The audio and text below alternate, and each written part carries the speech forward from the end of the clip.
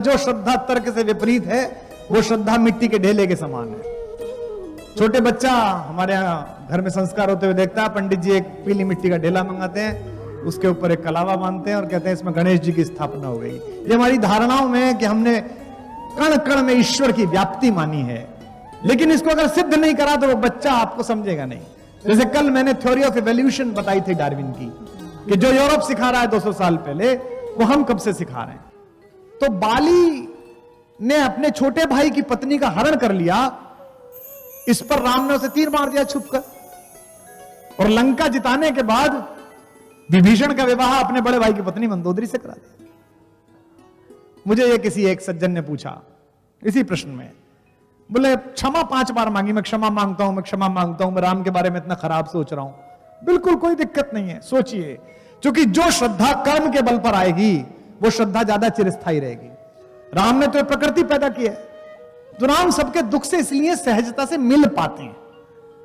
प्रश्न वही खड़ा है कि बाली को तो मार दिया, विभीषण की शादी क्यों कर दी। इसे कहते हैं संस्कृतियों का सम्मान करना। भारत की संस्कृति में, आदिवासी संस्कृति में यह जायज नहीं कि आप अपने बड़े भाई की, छोटे भाई की पत्नी के साथ अत्याचार कर लें। इसलिए कि बाली को मारते समय बाली को कहा भी कि अनुज वधु भगिनी सुतनारी 69 कन्या समेचारी, इसलिए मारा तुझे मैंने। लेकिन जिस संस्कृति में वहां वो गए थे वहां ये जायज था, वहां आराम से संभव होता था। विपरीत संस्कृति को आदर देने वाला ही राम का सच्चा अनुयायी बन सकता है। मैं एक दिन अपने घर में चर्चा कर रहा था, तो मैंने कहा कि भरत मिलने के लिए गए तो बहुत सारा सामान लेके गए। उन्हें पता था कि भैया जहां जाएंगे वहां महफिल लगा लेंगे। हमारे स्टाफ में एक बालक है जो टीम में बच्चे काम कर रहे हैं, वो मछली खाता है, तो मछली उनके सामान्य है, मछली खाता है वो। तो मैं बात कर रहा था, उसने वही सवाल पकड़ लिया, एकदम पकड़ लिया। मैं पढ़ रहा था कि भरत पहुंचे तो वर्णन करा तुलसी ने कि मीन पीन पाठीन पुराना भरी भरी भार का हारिन लाना। तो उसने मुझसे कहा 1 सेकंड सर, इसमें जो मीन है वो क्या है। मैंने कहा वही जो तू समझ रहा है वही। तो बोला राम के लिए भरत मीन लाए, मछली लाए। मैंने कहा नहीं, मछली राम के लिए नहीं लाए, उनको पता है कि जहां रह रहे हैं वहां लोग मछली भी खाते होंगे। तो ये जो संस्कृतियों को साथ लेने की कल्चर है, ये जो एक साथ लेने की कल्चर है, ये राम ने सिखाई है। मेरी और आपकी जिम्मेदारी है इस हॉल में बैठे हुए लोगों की, हम सबको आदर दे।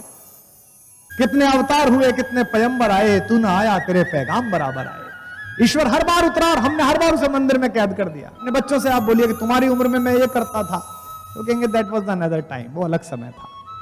हम संघर्ष से बचना चाहते हैं। मेरे पिता का संघर्ष मुझसे भारी था।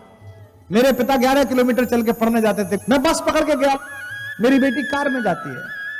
और हमारे बच्चों के संघर्ष की स्थिति यह हो गई है कि अगर बस जो लेने आती है स्कूल की, अगर वो 200 मीटर दूर है, तो वो शाम को कई बार कहते हैं कि लाइफ में बड़ा स्ट्रगल है। कहते हैं ना, अगर स्ट्रगल जानना है कि स्ट्रगल किसे कहते हैं, और उसके लिए आपके अंदर की एक कंटिन्यूटी अगर आपको चाहिए, अगर आपको यूरेनियम चाहिए, तो आप राम से सीखिए। 15 वर्ष की आयु में चले गए थे राम विश्वामित्र के साथ। उन 16 वर्ष पर मांग लिया था वाल्मीकि रामायण में।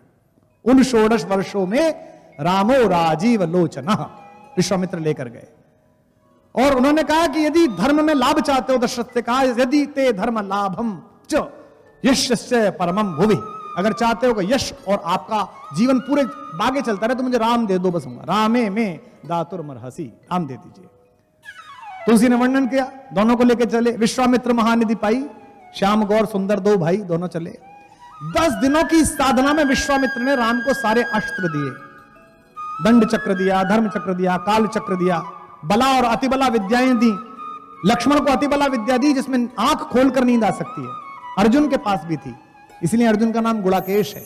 अर्जुन के 12 नाम हैं। जब अर्जुन वहां लड़ने के लिए गया था वहंडला बनकर, तो विराट के बेटे ने इसी अलवर के पास पूछा कि भाई तुम कैसे लड़ोगे। उसने कहा मैं अर्जुन हूं। तो उसने कहा नहीं, तू झूठ बोल रहा है, तो अर्जुन नहीं है।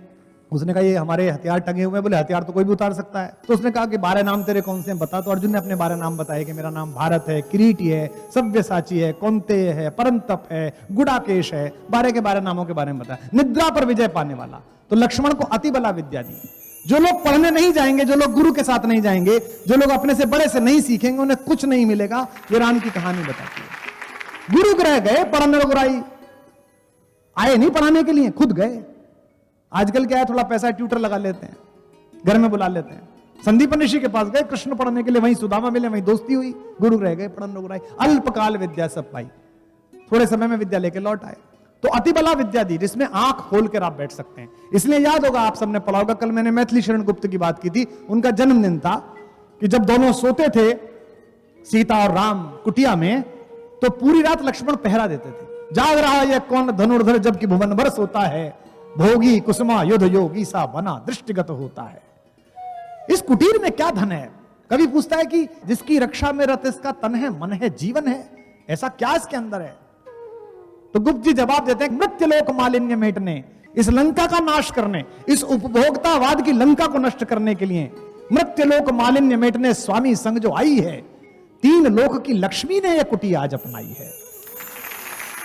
विजन वेश है, विजन शेष है, निशाचरी माया ठहरी, और वीर वंश की लाज यही है, फिर क्यों वीर न हो प्रहरी। भरत से पूछा कि लगान कैसे ले रहा है, टैक्स कैसे ले रहा है?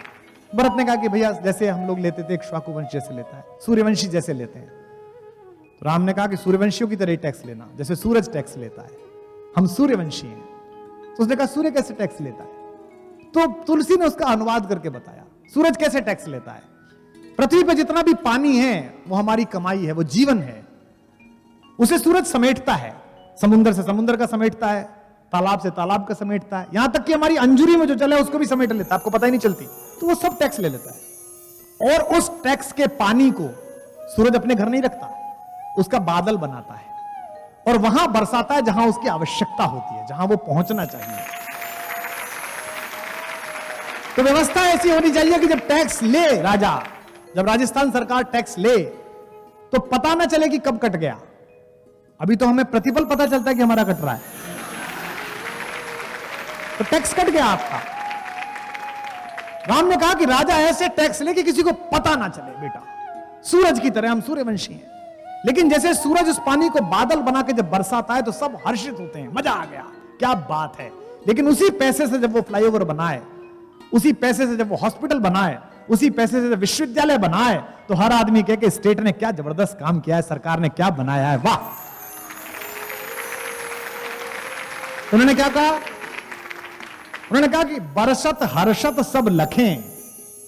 जब बरसता है पानी, मेघ बरसता है, तो सब देखते हैं, हर्ष के, प्रसन्न होकर देखते हैं। बरसत हर्षत सब लखें, करशत लखे न कोय। बरसत हर्षत सब लखें, करशत लखे न कोय।